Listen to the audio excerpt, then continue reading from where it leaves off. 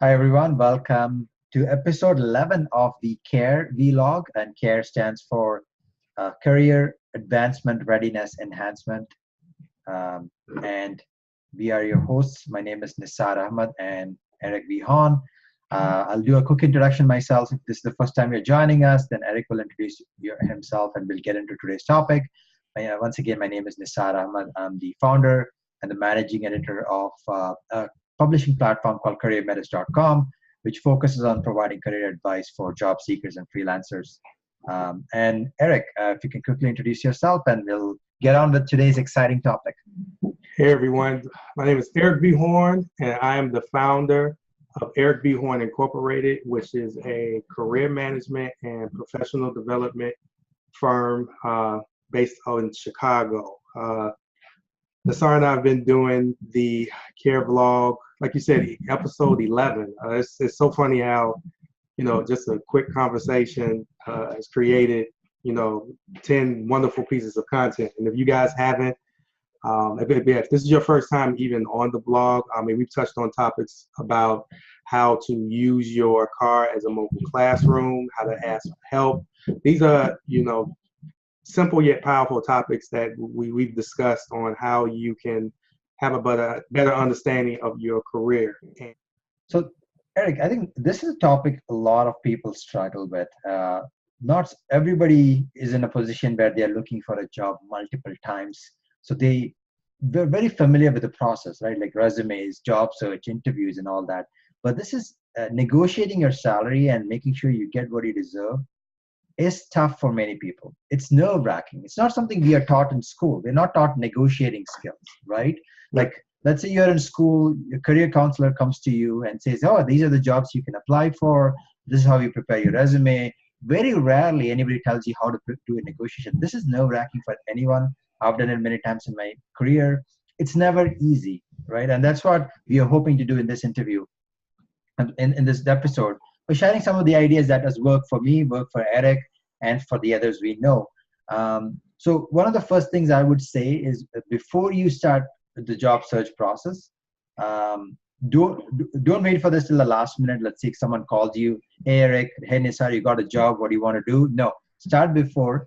Do your research. Research is two types of research. Number one, ask yourself what type of income that you would need to be sufficient, like for you to survive. That's very, very important, right? At the end of the day, we all want to do work we love, but at the time, we also want to get paid what's right. Second of all, do a research. Now, there are tons of tools out there, payscale.com, salary.com, even LinkedIn now has free tools where you can research what the salary is for that particular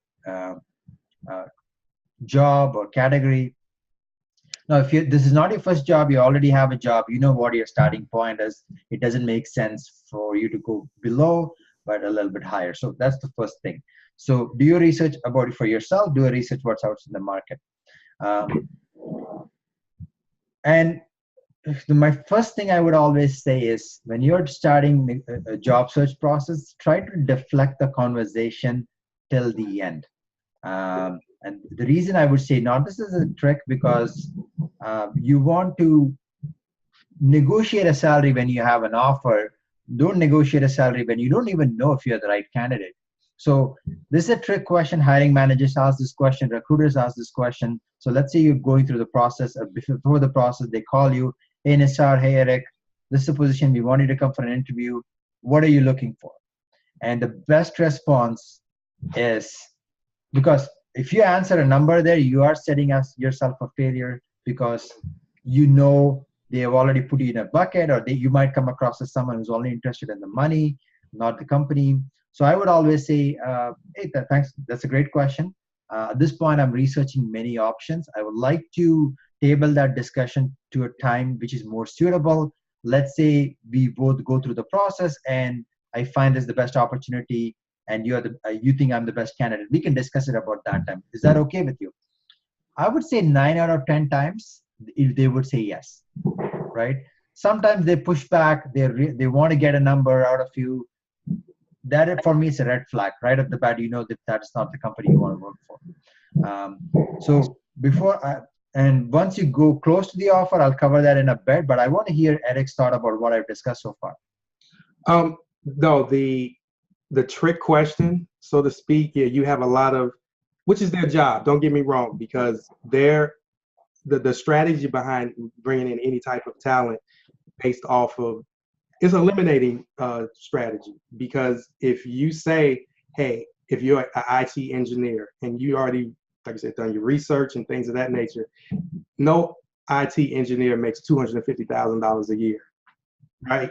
Well, Yeah, not that I that's know, true. right? So they asked that question to kind of gauge, okay, this person may be a good fit, but they're asking for too much. So that person is marked off the list. So it is a overall strategy. And to even take it a step further, another thing that's very, very key, put yourself in that hiring manager's position. So you can actually look at it from your side and from their side. Also ask yourself, what is this company specifically looking for? And this can kind of go back to somewhat of the research aspect, because 9 times out of 10, they're trying to get the best talent at the lowest cost at the end of the day, all across the board.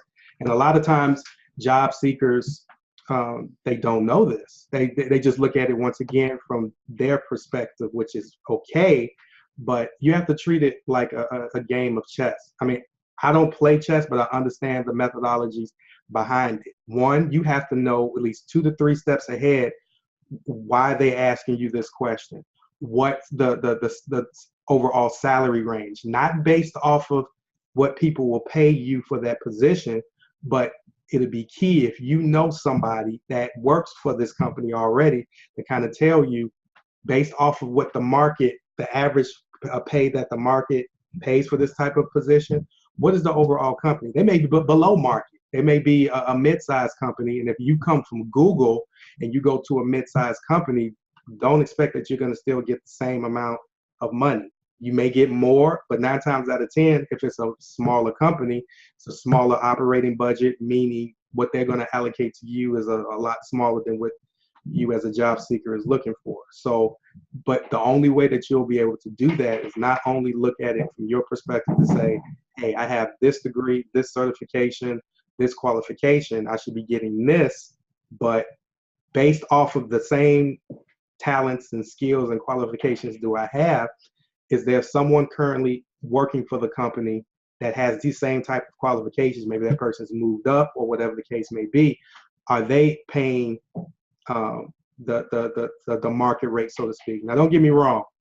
There's a certain way you have to do it, because no one is going to, well, no true professional should blatantly ask someone, hey, how much are you making? Because that's none of your business. But at the same time, you can do your research and say, if company A is number 1 in the market in this particular industry, and the job that I'm at is the job that the position that I'm looking at, if they're number 15, you have to look at those balances. Even to take it a step further, also know your high point and your low point. I mean, I'll let excuse me, we can talk about that in a minute, but also know, you know, what's your highest point and what's your lowest point. You have to know that also, because just because you are interviewed for a job and just because you are offered the position, if it doesn't fit based off of what you feel that you can make,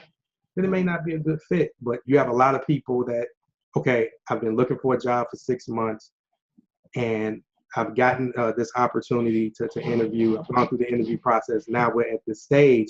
You're usually, okay, it's an employer's market.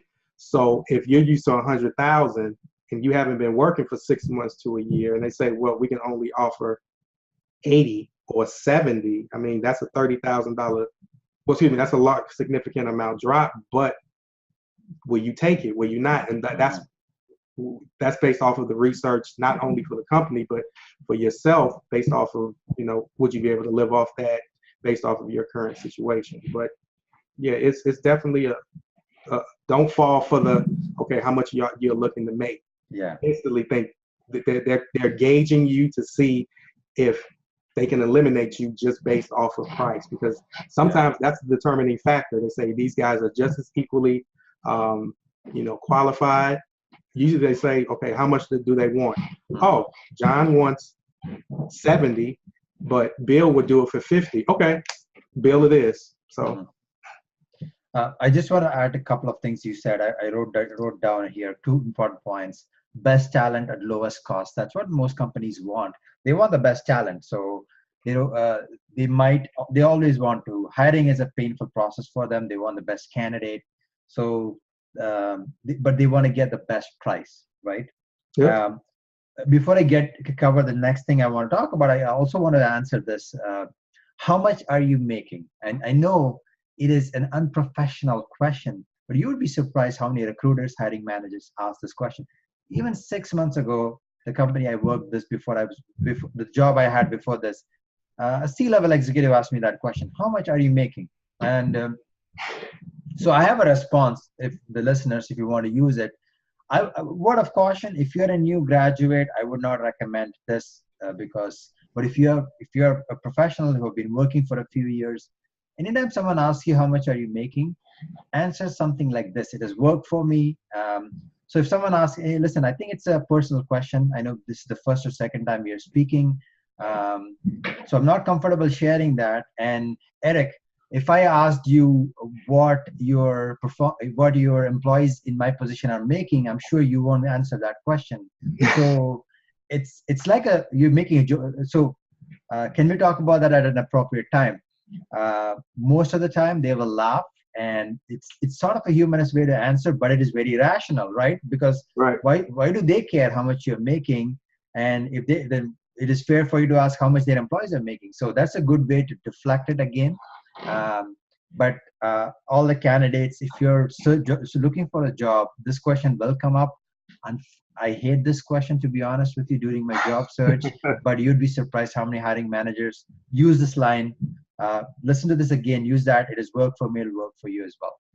No, that's that. And actually, you know, when I thought, I- I'll be honest with you, when someone has asked me that, I would get a quick chill that runs through my body. And the reason being is my initial thought is it's none of your business. Yeah. But this is about being professional, but it's to the point where they've taken a step forward to even ask you that, right? Yeah. So I broke down what I didn't feel comfortable. I never said I don't feel comfortable, but it does. It just makes you feel, because that's personal. Mm-hmm. And just looking at the not comfortable piece, the next time that if someone would ask me that, I don't know if it'd be appropriate, and I just want to get your opinion on it, to say, well, because somebody asked me, so how much are you making? Why do you need that information? Because it's like a kickback, and sometimes one of those, it's like a reality check that kind of snaps them out of it to say, well, what is the overall importance? That's a good question. I like it.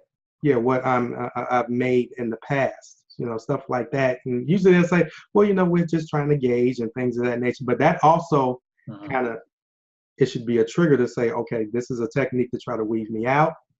So let me be strategic, like with the where I'm not comfortable. This could be something that can be discussed down the line. And I love the fact you say it can be discussed down the line, because from what I picked from that, hey, let's have this discussion after I get the job, after everything is done. Not okay, I'm at the finish line, but let me trip you up based off of, price, or this is another way to eliminate me. So I love we can discuss this at a later moment, saying, well, because you're not gonna use that against me to eliminate me from this position. Yeah. I love that.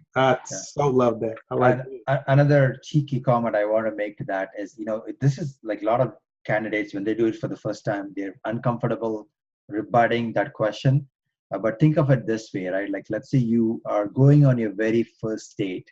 You are not going to discuss how much money you're going to spend on the wedding, right? Right. Same analogy. So, unfortunately, people looking for jobs, they feel that they are at a disadvantage where they are seeking something and they're gaining something from the employer. Switch your mindset. It is a partnership. You both win if it's a good fit, right? If you get the job, If they offer you the job, they're finding the best candidate. You are helping the company move forward. If you get the job, it'll help your life move forward. So always think that you're both at the same level. It's not that you're trying to get something out of them. So that mindset shift is important. Yeah, that's great. Actually, that is a huge takeaway, because if we're both in our careers, we're actually giving, elite career advice. But yeah, the times during someone would ask me how much I would make it would make me feel so uncomfortable, to the point where, regardless of the practice, and regardless of everything that you did to prepare, that can be somewhat of a monkey wrench, because how much you make is personable, because what you make, I mean, people are very, very close to their money, right? Yeah.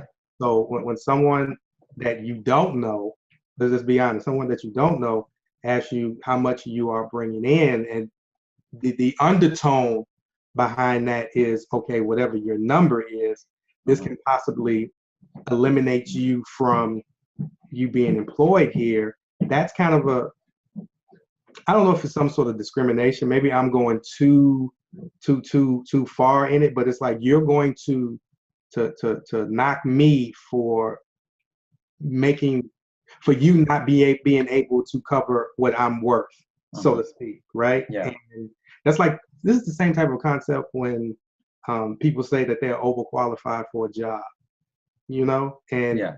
you're overqualified. I mean, you can't get the job because you are very good at what you did previously, right? So yeah, that's a lot. But that's a huge takeaway, guys. Huge. Huge. So I just wanted to, one of the final things I want to talk about here is, we talked about how to answer the initial questions. So let's say all that is handled, you've been very professional, you're moving along in the process, you've done your interviews, and you are the star candidate. You are going to get the job. So this is again another moment where everybody's nervous. So they have done all the hard work. Now you're getting the offer. How do you negotiate? Going back to what Eric said at the beginning, companies want the best talent for the lowest possible cost. So they will give you an offer, and usually companies just send you an offer. They don't even want to discuss. Sometimes they're good and talk to you on the phone and say, let's say for this job, you're going to make $50,000. This is what everyone starts, and we'd like you to join in 2 weeks. So this is something that has worked for me, worked for my friends that I've shared this idea with. So first of all, another takeaway from this whole interview, and this is I would recommend anybody read. Look up Roger Fisher. He's a negotiating expert. He has books on Amazon. I think it's called Power Negotiating. And one of the biggest takeaways from this is negotiation is a life skill. It's not a skill you use when you apply for a job. It's a life skill. We all negotiate. And he said the best rate of return on your time you can ever get is doing negotiation, because you might need to say 1 or 2 sentences. Maybe you spend less than a minute, and all of a sudden you're able to get $2,000, $3,000, $5,000 raise based on what you ask or how you ask. And think about the impact of that. That's why it's very important to learn more about this, and that's another topic we can talk about. So you have one moment, because once you accept it, that's it. You've signed the contract, you're starting the job. So one thing that has worked for me is, let's say the number you had in mind was 55, and they're offering you $50,000. I would do 2 things. Number one, when you're having the first conversation, I would never go back with the number. I would just say, you know what, this is great. Let me look at the entire contract. Can we set up another call tomorrow? And I want to discuss. I just want to make sure I understand what I'm getting into. Once again, 9 out of 10 times they will say yes. And if anybody is trying to rush you, that's the red flag right there. Right. The reason you're doing that is that conversation, trust me, it's nervous for the other person as well. You're helping yourself. You're taking that nervousness away. And also you're putting in a position of, have you heard of this, Eric, where they say the first person who speaks loses? There you go. There you go. So they've given you an offer, you're on the phone, and you always say, I would like to review this in detail. Can we have a phone call tomorrow? I want to make sure I give it my full thought. As soon as you do this, you are in your driver's seat. Okay. So you've done this. So once again, you're not asking for your number right there, you're asking for another call. And also this gives them, puts them on a position where, okay, this person, I don't know what is up. I thought he was really interested, but he wants more time. So you're already in a position of a little bit of power there. So the next day you have the phone call and you say, hey, Eric, thank you very much. I've reviewed the offer. I'm really excited about potentially working for your company, and you're my top employer of choice.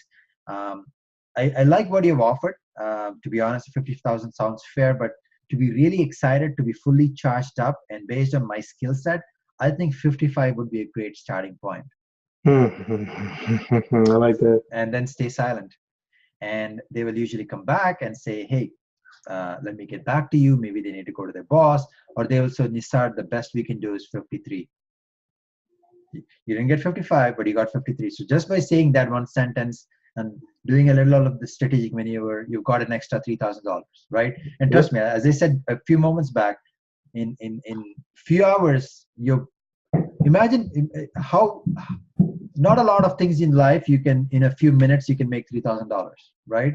And this is 3,000 not only for that year, it's for every year you're working there. And it's also, so anyway, I'll stop speaking right now because I've shared a lot. Eric, I want this to settle down, and wanted your input on this. I love the fact that, because you touched on, position of power, and even taking a step back, anyone that, well, almost anyone, because I can't speak for everyone, almost anyone that extends you an offer, they have maybe a secondary or even what's called tertiary or third option ready. So, but a lot of times they don't have to extend that third offer, so to speak, because once again, the main gist of what we talked about, companies want to find the best talent at the lowest cost. So they already know that you have to have wiggle rooms. When it comes to negotiation, you need some sort of wiggle room. You need some, okay, because people who really negotiate, they already anticipate that no deal, especially when it comes to me and my business, gets done based off of the first go around, which is understandable. I mean, that's why you have negotiation lawyers. They understand all of this, because you extend something to someone. Well, let me shift gears. If someone, and I've known lawyers to say this, if you accept my first offer, are you the best candidate? Because it's like you'll just take anything.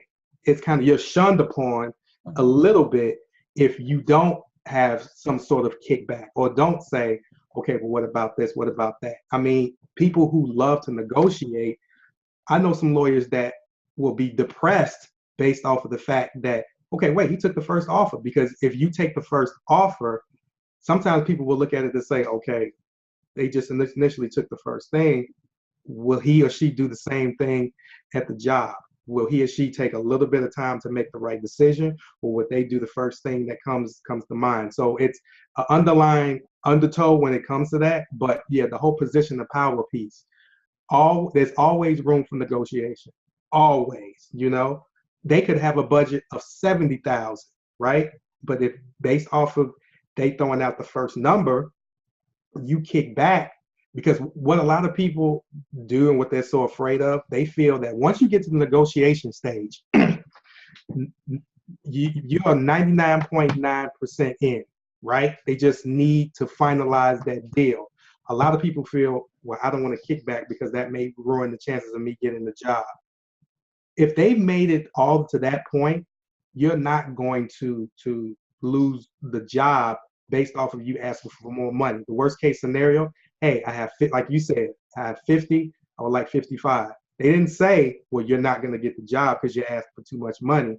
They came back and said, well, the only thing we can do is 53. So it's right then and there, it shows you that they do have a little bit more. They do have a cushion, but they may have not had the cushion that you're looking for, but you're better off getting a little bit more money. And the one thing that I usually do when it comes to, whether it be business or even when it comes to my jobs, because they give you a certain period of time to get back, right? If will get back to you on what you want to do. Now, if they're rushing you, like you said, that may not be the very best job, because Yeah. that's a huge indication of what you may be walking into when it comes to that job. Was it rush, rush, rush, and go, go, go, and pressure, pressure, pressure? That may not be the right fit for you. But Yeah. look at it, even in the event that you look at it and you are good to go with it, which is very, very rare, still give it some time, because like you said, because they start to ask questions. Well, I thought he was the right person. Yeah, we're the right person, but you got to understand that, once again, based off of the initial research that you've done of yourself and your cost of living and things of that nature, would this be the right fit? Because one of the biggest mistakes, and I wasn't going to talk about this, but I'm not embarrassed. One of the biggest mistakes that I made in my career when I first started, and for those that don't know, I have my degree in management information systems, right? My first job was maybe like a year and a half out when I graduated. It was a PC tech position, right? Now, when it came to my first job, I was so desperate to get a job, right? That I didn't do the negotiation. I didn't ask myself, okay, how much could I live off of, right? So I had the interview. I went through the process. The guy, he sent me the offer letter, $35,000. I instantly took it. And little, and I'm thinking to myself, with all the money that I paid for college, and I didn't do my due diligence when it comes to how much I didn't ask myself the question, how much do I feel that I should be making, regardless, right? Because and taking that 35,000, it set me back, so to speak. It set me back based off of not only that initial position, but also the other positions and other positions and promotions, because I was locked in to that 35,000. And I traveled from Chicago, Illinois to Skokie, Illinois, which is a long distance for anyone that's, from in Chicago that's looking at this. It's a long distance. It was at least a 2-hour commute each way. I think it's 2.5 hour commute. So I'm commuting at least 5 hours a day, working 9 hours a day for 35,000 a year. If I would if I can go back in time, I would slap myself when I was going to type in the computer, okay, I'll take the job, right? But then I moved up as a networking administrator. That was 40,000. Once again, from a pay scale perspective, I really set myself back. And then moving forward. So by the time I left that first job, I was a IT project manager making 55,000, which I should have been making double if I knew how to negotiate. So I say all that to say, regardless if you're in IT, healthcare, or whatever, when you see that offer letter, ask yourself, based off of everything that I have to do for this company, would this be enough?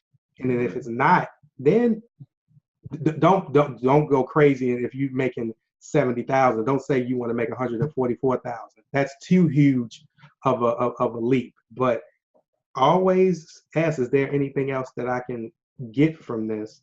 And try. At the end of the day, try. If you're at that stage and you ask for a little bit more money, they're not going to say, okay, we're going to retract the job because you want more money. The worst thing they're going to say is, okay, we can only offer you this. But like you said, at the end of the day, that's a little bit more than what you initially got by just taking a little bit of time out, getting that position of power, and asking for something else. So. Awesome.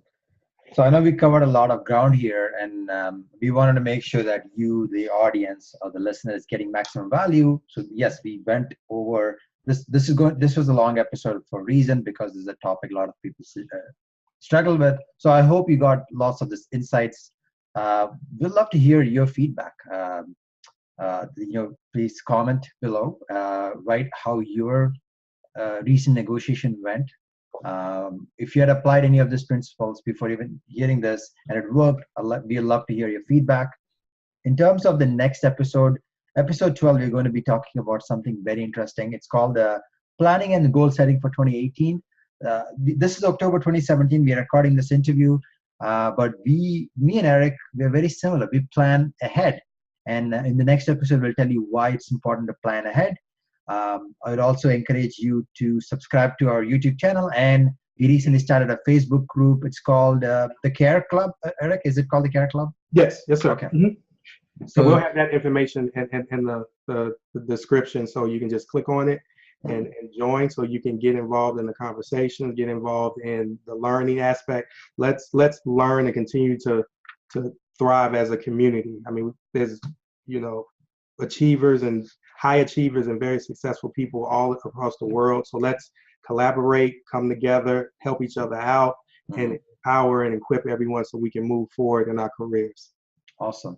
So we look forward to seeing you in the next episode. Until then, very goodbye from myself, Nissar, and Eric from Have a good one, guys. C.A.R.E Club.